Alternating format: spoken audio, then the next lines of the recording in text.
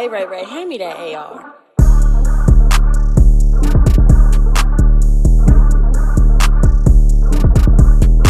You are now listening to Off the Rip. We got the money good here, man, under Off the Rip. We got Brad Edwards here, an STL legend, somebody really making a difference in the community, really just taking a stand on taking businesses and just organizing things to another level.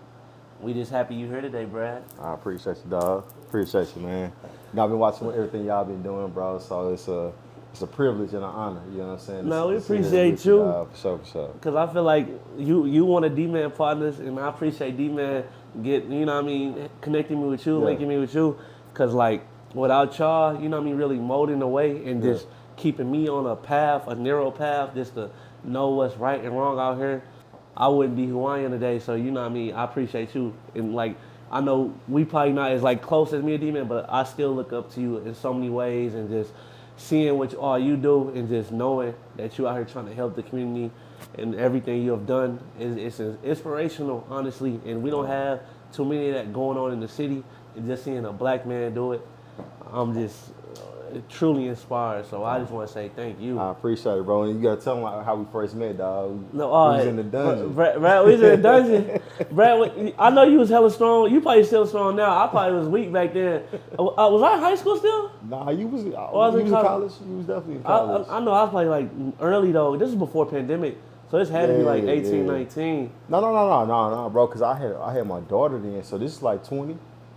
Yeah, this is like pandemic? Yeah. We was in the dungeon. I know we was working out. You was getting in back then, cause I just don't remember. Yeah, I know bro, y'all was killing me. I know you was struggling a little bit, but you was in there. You know what you call it? Hey, it paid away. I feel like over the years, now I'm a little chubby. I'm gonna get back right though, but I feel like just the end off my college career, I was strong. Yeah. Like, I ain't gonna say I was the best on my team or nothing, but like I feel like this weight room strength and everything, I feel like I took pride from that. Yeah. And y'all, that's another thing, y'all. I feel like a lot of these kids don't be lifting. How, like, I feel like coming from Central, they had us lifting at 14, 15 in that weight room early, just on a platform, like, y'all need to do this, and that. I do see a lot of kids come from these other schools, they got the meal prep and stuff, but I feel like we was trench with it. Yeah, word to Coach Head. Nah, but Brad, just tell us we just want to know who Brad Edwards is. Like, just tell us that story. Man, I'm a St. Louis native, man, born and raised in Hazelwood. CBC graduate. He was supposed to go to Hazelwood, really. Yeah, CBC graduate, man.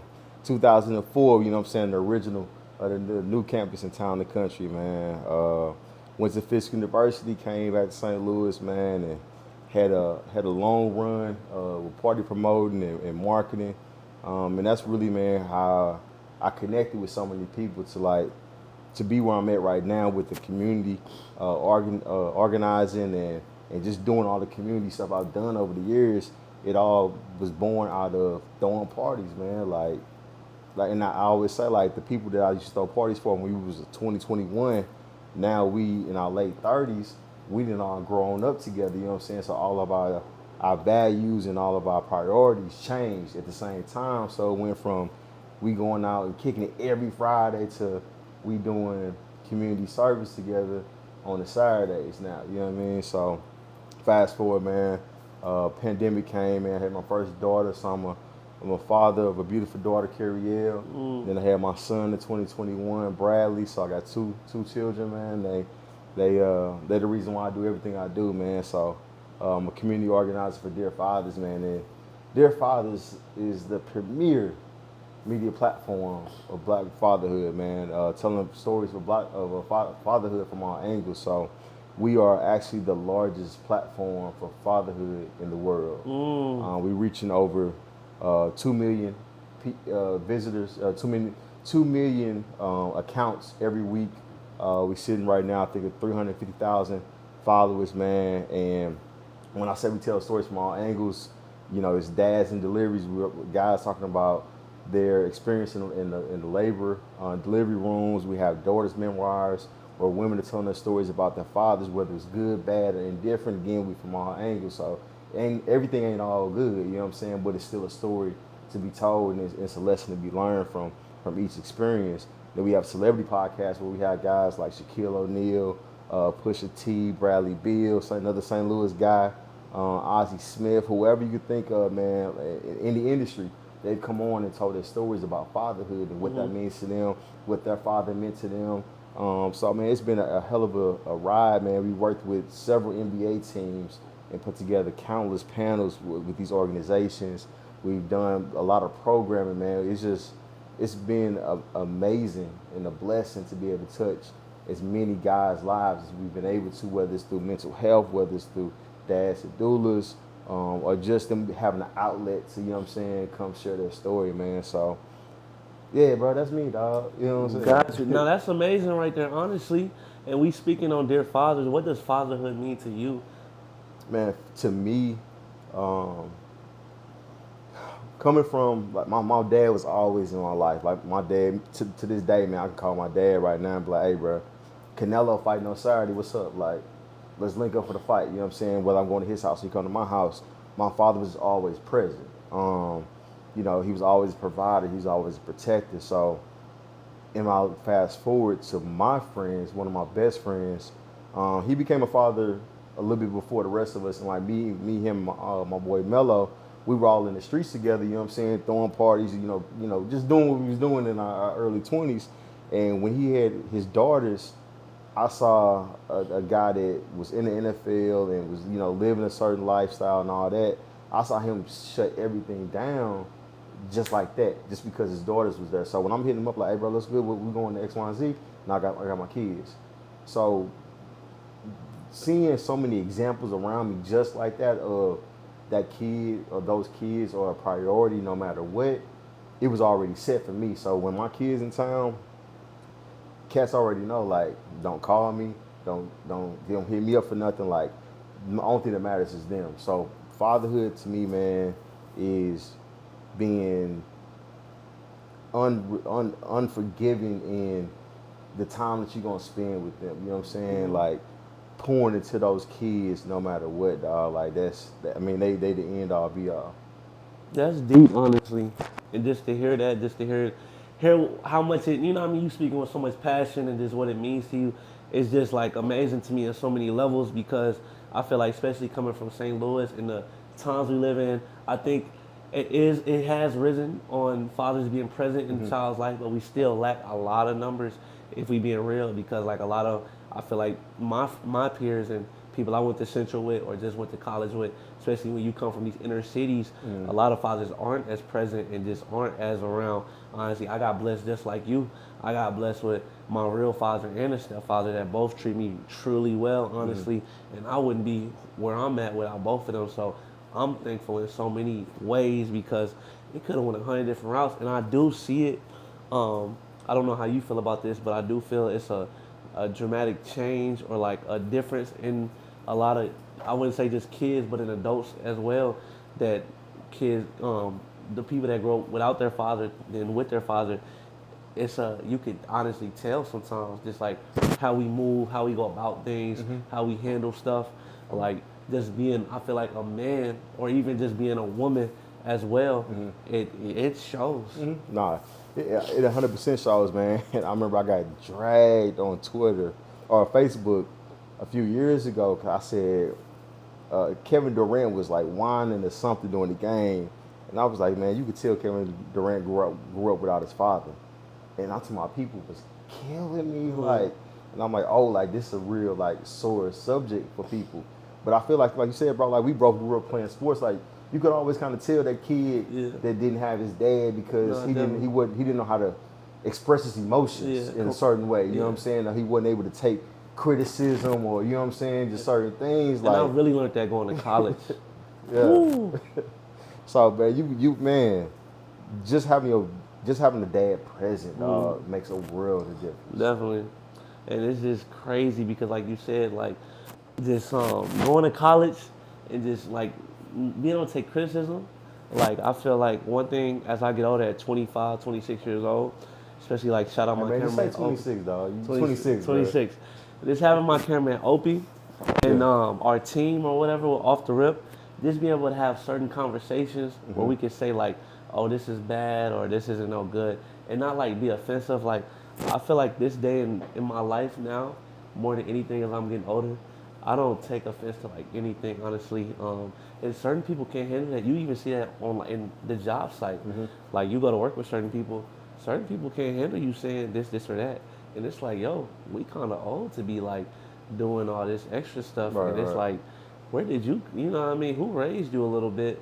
But it just, I don't want to touch on it too much because I don't want to get dragged. But it's one of them, honestly. Like, it's definitely one of them. So, like, I thank God just to be able to say I was raised well and just be able to handle stuff the right way. Yeah, Because it bro. goes to show a lot of stuff. And I used to like the first time I met you, bro. Like you could tell that you came from Decent household. Yeah, from something good. You know what I'm saying? Like the way you was carrying yourself, like even the way that you addressed me. You know what I'm saying? Look me dead in my eyes as a man. Like you ain't know me, bro. You know what I'm saying? But like just the way that you responded, like even when I'm pushing you, you know what I'm saying? You not. Damn, like, who is this cat? Like, nah, Yeah. you like, all right, yeah, I got you. You know what I'm saying? Like, bro, you could just tell, dog. Like, when people move a certain way, you know what I'm saying? They come from good stock.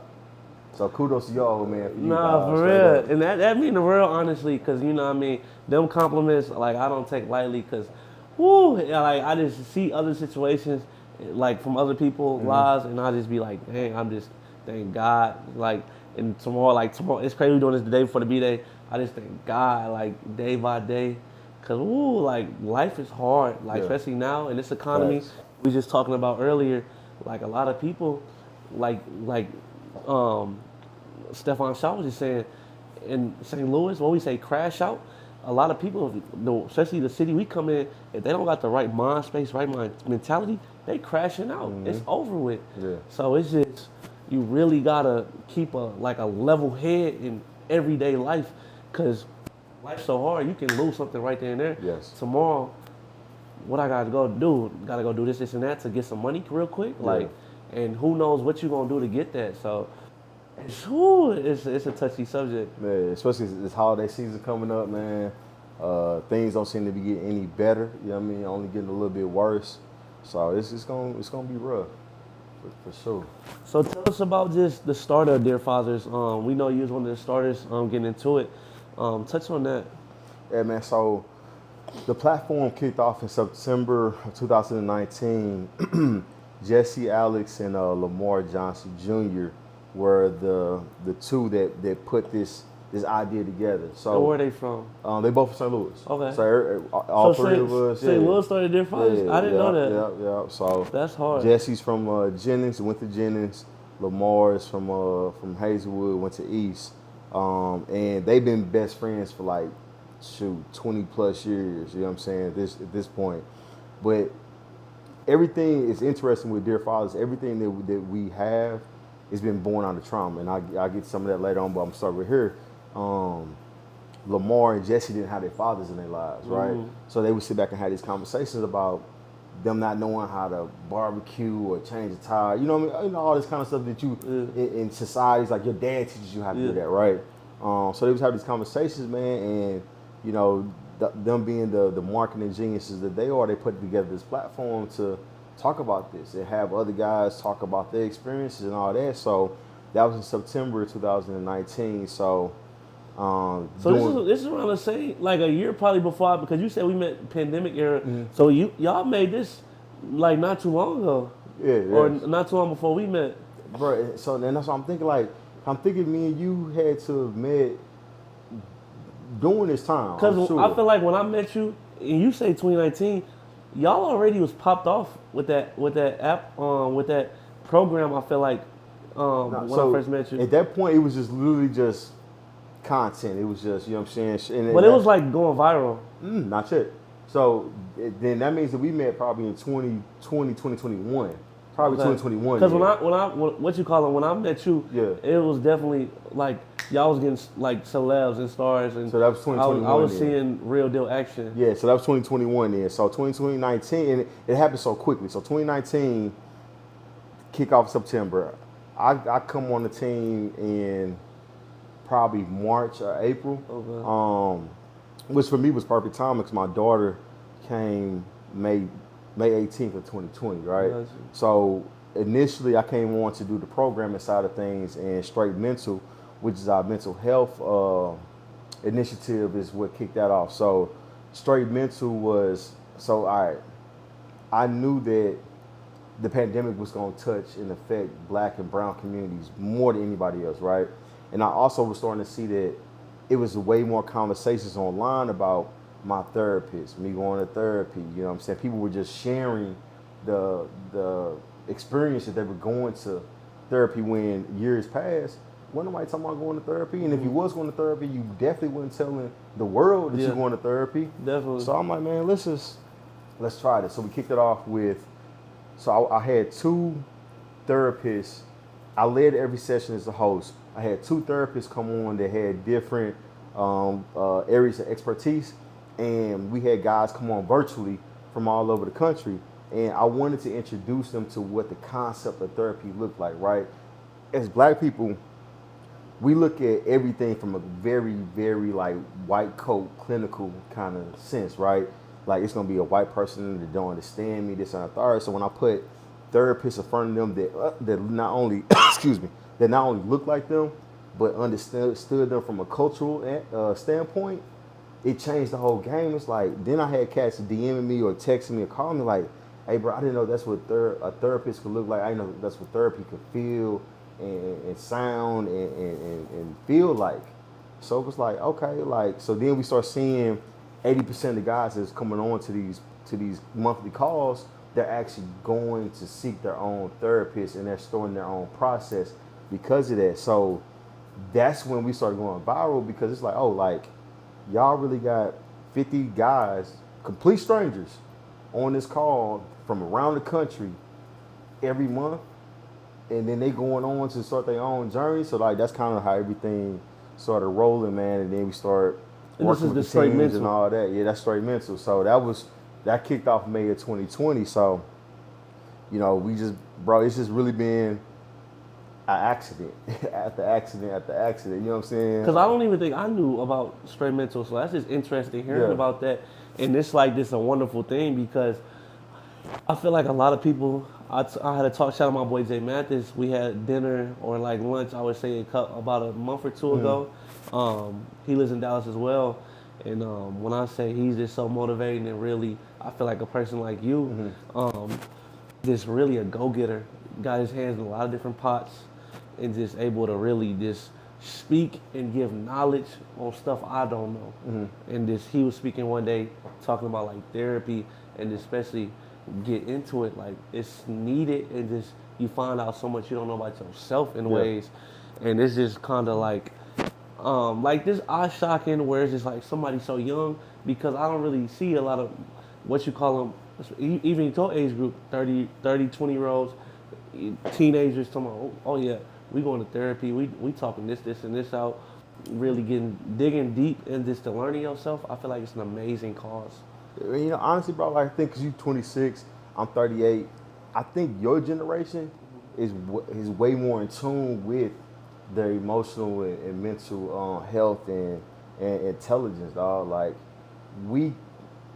some of us get it in my age group, but I feel like with y'all, bro, y'all just way above us when it comes to being self-aware and understanding, like, I probably do need some help. You know what I'm saying? So I just think it's going to continue to get better, man, because the kids behind y'all, they don't even want to drink or nothing like that. You know what I'm saying? So I think we moving in the right direction. Even overall. just taking care of health. Yeah. You know, that's one thing I've seen dramatically. Like, I feel like in the last year, like all these run clubs and stuff, people are really taking their health serious. Like, no, for sure. It's something different. So, you know what I mean? Hopefully it stays like that where people just keep pushing. Now, I know you was telling me you wanted to speak on another thing that you had. Did you say something? It was something about like fathers or whatever being known and like. Dads and Doulas. Yeah. Yeah, man. So Dads and Doulas that's our new initiative, man, and it's under the Dear Fathers. Yep. So, but the mental, what's it called? Straight mental. That's under your stuff. No, that's all this is on the Dear Fathers. Oh, okay. So the way we're working on everything, man, we're gonna have 4 to 5 core initiatives. These are the 2 that we've done so far. But Dads and Doulas, man, it's really born again. Like I said, it's weird because a lot of it's not weird. It's something because a lot of everything that we're doing is born out of a trauma. So I lost twins in 2017, and that experience taught me and showed me how much I wasn't prepared and didn't know what the possibilities are as it relates to childbirth. I think we all go into it assuming that everything is just going to be okay, everything is guaranteed, and that's the furthest from the truth. So that experience taught me that I need to go get some understanding and get some training on how to avoid that situation happening again. So with Dads to Doulas, man, we have two doulas based out of St. Louis, Kyra Betts and Charity Bean, and they've created a special curriculum for us that is going to it's going to be a 6-week program that is going to take yourself, my brother over here, myself, and we're going to go through this training, and we're going to be certified to be doulas based off of us being men, right? So it's doula training, but it's specified for a man to understand everything that you need to understand. You know what I mean? So it's going to be a little different than your traditional doula training, bro. But I think I know it's so important for black men to understand, man, that, like, all right, let's say for Missouri, for instance, right? Last year, we lost enough babies to fill 13 kindergarten classrooms. We are the 46th worst state when it comes to black infant and maternal health. So we lost 447 babies just last year. Bro, that's not something that we should be okay with. But some of this stuff can be avoidable. It's just got to be, the knowledge has to be presented, and the training has to be presented for black men to be able to be an advocate for these black women, dog. If Serena Williams almost died in labor and delivery, bro, that could happen to anybody. It ain't about money, it ain't about education, it ain't about nothing, bro. It's a lot of systemic racism as it relates to the medical field, and we see that, unfortunately, in that labor and delivery room. That's deep, Brad, because I didn't know about none of this, honestly. And so I know this, your team touching on this. How do y'all just come together and just really bring these things to life, honestly? Because people aren't doing these. Like, what do y'all do, and what do y'all talk about to, like, let's do this and that? How's, like, the structure of bringing these projects to life? Man, honestly, dog, it's just us having a conversation, right? I think, and I meant to ask Jesse that tonight when we were just having a conversation. So our first pilot cohort for the Dads and Doulas is kicking off October 1st. D-Man is actually registered for that, so I'm excited to have that young brother on with us with that. But honestly, bro, we just be having conversations about what's going on, and then it leads from one thing to the next. Now it's then created this own situation where we got guys, again, from all over the country that have come on to these informationals, and I'm just hearing their conversations, bro. Like, black men are so aware, dog, but if they're not given the opportunity to show up and step up, then no one understands that, bro. But black men are really, dog, here to take the lead on a lot of this stuff, bro. I love that. Yeah, it leaves me with a smile, leaves me charged up every time, you know what I'm saying, I hear brothers talk. Got you. And this, I would say y'all do a lot of major events. I guess, is it you all going, like, viral on your page? How did y'all get connected with, like, all these different NBA teams? And are you connected with other platforms like NFL and all that stuff? Or just the NBA right now? Well, I'm also going to tell you, I'm disappointed that you didn't show up to the Mavericks. No, big bro. What you call them? I just moved out to Dallas. I just moved out to Dallas. It was hard for me to get off because I wanted to come, but what you call it? It was hard, honestly. But now, I'm a little bit more flexible. Yeah. Just getting in the door, you know how it be. Yeah. I just had to get in the door, and now I can move around a little bit better, honestly. Yeah. But at that time, it was a lot of training and just trying to get situated with that new job. Yeah. So I was just, you know what I mean? That one, because I was pissed I didn't come, but I definitely, y'all have a date for Dallas next? Nah, man, we haven't gotten to the scheduling for the NBA stuff for next year. But to go back to what you asked, honestly, bro, it was us going viral with the straight mental stuff, man. Like, we had a national media blitz And then all the people just start reaching out like, hey, like, tell me more. I want to know about the platform. And then us having the different celebrities and athletes on the podcast, it was just a perfect storm, man. So the first NBA team we worked with was the Atlanta Hawks. So we just finished our third year with them. So that was 3 years ago. We did our first one with them, man. And right, I don't think that neither them nor us really knew what to expect. But bro, we had 300 people in that room for that panel on Black fatherhood and mental health. And then everybody just, kicked. Like, we had guys coming up to me like, yeah, bro, I follow y'all, man. Like, I flew in from Boston to come to this. I'm like, that's crazy, bro. Like, guys really flying in from all around the country to come be a part of this, man. But it builds so much community. Man, we was in Dallas and Memphis. Those are my two favorite cities that we've done it in so far. Seeing the family, seeing grown fathers and grown sons together to share in that experience, man, it's so dope, dog. And so many women, bro, pull up because they've never heard black men talk like this or had these conversations or had this kind of energy. And they're like, man, I've never experienced it. I just wanted to come and see what that looks like and feels like for myself, bro. So NBA, MLB, we've done some stuff with the MLS. And the WNBA. We did some stuff with the Dallas Wings, right? Yep, the Dallas Wings. So, man, it just keeps expanding, dog, on its own, bro. It's all been organic. Shout out to Jesse. He does a hell of a job with the outreach and the marketing side of things, man. And we blessed right now. Now, I want to ask you, too, before we wrap things up, what have been your, I would say, highlights and downfalls of fatherhood for you personally? Man, my highlights, bro, the highlights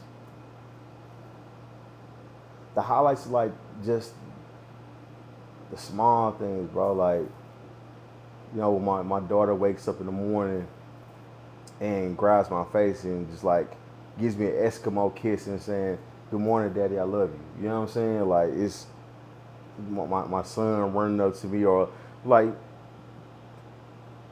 I don't always notice it, and oftentimes it's somebody else that notices it, but like, my son mirrors and mimics everything I do. And I never tripped off of just somebody took a picture one day, and she's like, "You see how he's holding his foot on the stool the same way that you are?" And I didn't trip off of it. He's right behind me doing the same thing I do. So like, those little things are the highlights, man. The downfalls, unfortunately, me and my kid's mom are not together. So she moved back to Chicago. So I'm currently in a co-parenting situation. So to go from my kids being in the house every day to now having to, go, a week or two without seeing them, or them not being there every day, or I miss a certain milestone moment or stuff like that, like, that's gut wrenching. You know what I'm saying? So, but again, thanks to my village, bro. Like, I had some brothers, man, that I thought I was going through this stuff by myself until I called and gave somebody an opportunity to show up for me, and tell me, you know what I'm saying, what to really do, what to really expect, how to really, tailor my emotions. And that's what got me through it, bro, because it was like, you talk about crashing out. I was ready to crash out because that was the most important thing to me, and it was gone, you know what I'm saying? So to navigate those waters, bro, and be in the space I'm in right now and have the peace that I have, knowing that, everything gonna be good, that was the downfall, but, we slowly getting where we need to be. Gotcha. And I pray, I'm going to add you to my prayers as everything keeps getting better, because that's what it's all about, just being present. And I know you're a good dad, you take care of your responsibilities. So you got nothing but love from me. What you call them, tell the people anything we can expect from Brad Edwards and the team in the future you want to speak on, what's next to come. Man, I'll say, man, just this Dads and Doulas program, this is something that we've been getting inquiries from all over the country from different departments of health. So I would say in 2025, you will see this in some major metropolitan cities. In the coming years, you'll see this like really a program that's around the country, for sure. And I believe in it, honestly. Like everything else, this gonna be one of the, I feel like, biggest platforms to come. Y'all already the biggest father's platform, but I feel like the sky's the limit. And it's St. Louis, so, you know, we a hustle city, so y'all gonna do y'all thing regardless. So in the city, I feel like we push y'all, but I don't feel like we push it enough, if I'm being real. Because I don't see it enough from my own people. So, it's on your father's platform? Yeah. Nah, bro, like, without a doubt, dog, we always laugh about it, bro. Like, we can do 350 people for a panel in Dallas. We can go to Houston. I forgot that we did a live podcast with Master P down in Houston. Like, they showed mad love. Like, anywhere we go, it's crazy. But then our lowest attendance be in St. Louis. You know what I'm saying? For something we doing here, man. But, you know, it's gonna be what it's gonna be, bro. Yeah. You know what I'm saying? The city is slowly, you know what I'm saying, getting in the space where it can receive some of these different concepts and ideas. But, you know, I love the city, bro. That's why I'm still here. So we ain't gonna give up on it. No, for real. So I just want to say, big bro, I appreciate you coming on the platform. It's been nothing but love, honestly, and you know what I mean, we're gonna stay connected. And next time y'all come to Dallas, or you know what I mean, I'll fly for free. Me and Opie gonna try to come catch. I ain't gonna promise that, but I'm gonna try my best. We come out to a city or something. Hopefully y'all do got Dallas back, cause Dallas one of those cities that be turned for real. Dallas was love, bro. What's that? The Stroller Dad Gang and all that stuff. Like, it was live, bro. And I didn't know I think, was you in the car when Nino was like, Dallas is the city of love or something like that? I didn't know about that until like the other day. Like, they say like Dallas is one of those cities that, cause like for me, going out to Dallas, when I feel like our platform, and we haven't even posted nothing, but just the connections and the building and just the team, you know what I mean? I feel like Opie's getting a lot of connections out there, stuff like that. I feel like Dallas is one of those cities you network, you get in good with the right people, and like you say, just genuine, come off right. Like, and just the approach. That's what a lot of people don't understand. The approach on just how you greet, speak to somebody, that go a long way. Yeah, 100%. Like, if we do that, it's over with. So, you know what I mean? Like I said, I appreciate you. It's all love, big bro. Yeah. And off the real, we out.